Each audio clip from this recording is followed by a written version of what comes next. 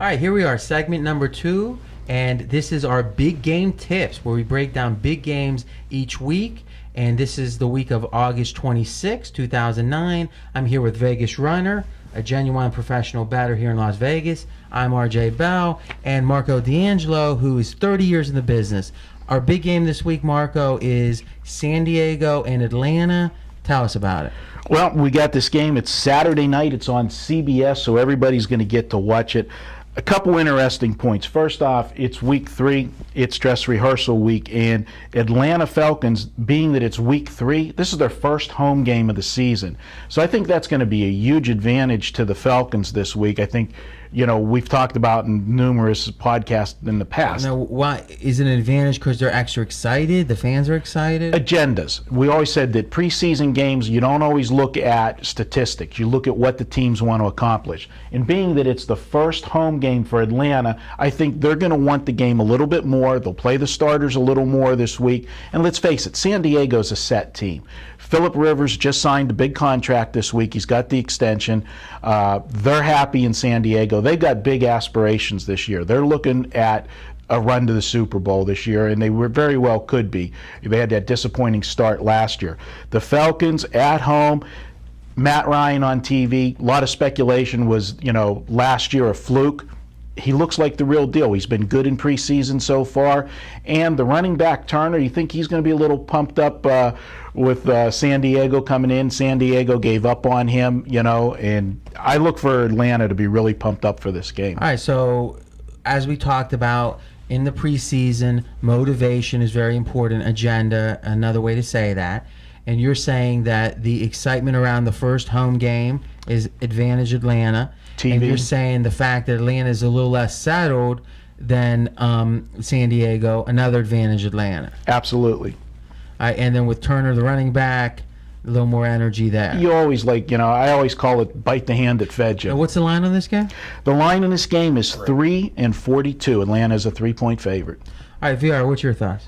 First thing I did with this game, because it is more or less your closest to a regular season game, is try to create a true line. All right, when you say closest to the regular season game, explain that. Because the players are going to come out after halftime, so there's going to be adjustments made. This is the week you want to look towards coaches. They play a little bigger role in how the team's going to be prepared. And that's another interesting point, is you've got a second-year coach in Atlanta who, usually it would seem as a career goes on, coaches take the preseason less and less seriously. Second-year coach is probably still running like a boot camp type. Correct.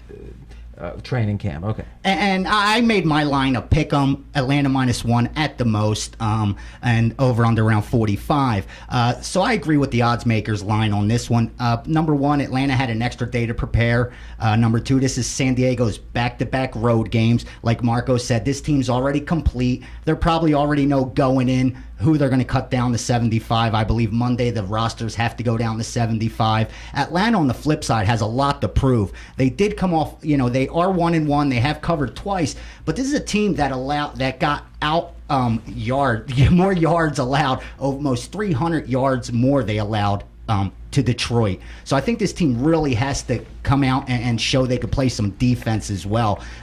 Like Marco said, it's about agendas in preseason, and I agree. I think Atlanta's agenda is more to win this game than San Diego's. All right, and that's interesting because something we talked about last week, and remember, if you go to pregame.tv, you can get all of our videos, all 3 segments this week and prior weeks, is in the preseason, there's a tendency for a zigzag, as in if someone does really well, the coach takes maybe the energy away. And when I say someone, a team, if a team does really well, coach takes the energy away. Maybe the next week isn't so motivated. If they do poorly, it's, all right, we got to get serious. And you're saying that the yardage issue with Atlanta the week before makes them maybe more motivated this week too. Yeah, it was the first week against Detroit, and they played terribly. All right, so they played terribly in week 1. Yeah, and last week they came back last week, got the job done. I don't think they looked good at all. And going to their site, there's still a lot of question marks. Unlike when you go and visit San Diego's site, it has nothing about this week on it. they're talking about the season already. Where when you look at Atlanta, they have a nice clip of the coach speaking about this week. Actually, now is that something you do? You actually go to the team websites to get a. This is interesting. The preseason to get a flavor of what the team's thinking. Absolutely, that's the only. Well, during the season I do too, and sometimes you'll get some little clips that are very good.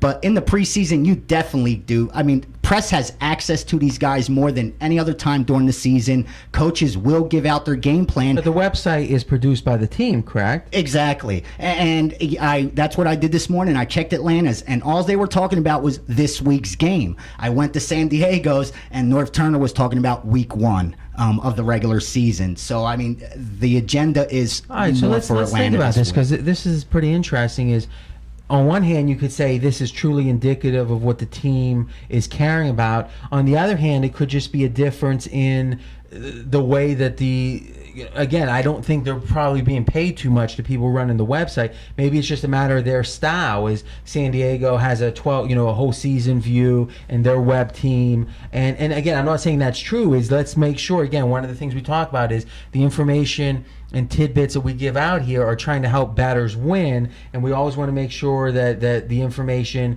is likely to do that. How confident do you feel that the website is truly indicative of the intention? I believe it because, I mean, when you look at the San Diego team, what's the fear in the back of all their minds is injury. I mean, teams like that faced that adversity last year. I mean, they're even more careful as they're approaching the regular season. That's an interesting point. So do you believe a team that was hit hard with injuries the year before are going to play their starters less in the preseason? Absolutely. 100%, especially when they're a little older and starters. Especially with San Diego. This is the first year that San Diego in the last several years is entering the regular season healthy. I mean, Phillip Rivers has been banged up the last 2 years coming in. LT's been hobbled. They're healthy for the first time, and they're a happy team. This team is excited about this season. To add on one point that VR was talking about, going to websites and to newspapers in the cities, you get great information. And the best thing to look for, so you don't have to look for a bias, is whenever the reporter quotes things from the coach. The quotes are 100%. That's one thing you can take stock in. Sure, but those quotes are available anywhere. And good point. I'd never heard about the website. And remember, guys, this is an interesting conversation. You can always go to pregameforums.com and there's hundreds of sports bettors talking there and join the conversation, which will really continue from this podcast and this video shoot. So VR, real quick, 2 minutes. Tell us about the main differences. And in segment 3, we'll be talking about some of the differences too in week 3 of the preseason. But tell us the main differences and how they specifically apply to the San Diego game. Sure. Last week we said you could pretty much bet the overs blind. It's a trend that's been happening week 2 for years, and it happened again this year, 10-6 to the over. So you could have bet it blind. This week's a little different because the odds makers have adjusted for the public perception. The perception is the starters are going to play longer. Starters play longer. That usually equates to more points. Week 3 typically is the most like a regular season game. Yeah, and it's bet most like a regular season game. It garners most of the action. People are afraid week 1 and 2 a little bit. Week 4, a lot of people even take off. College has started.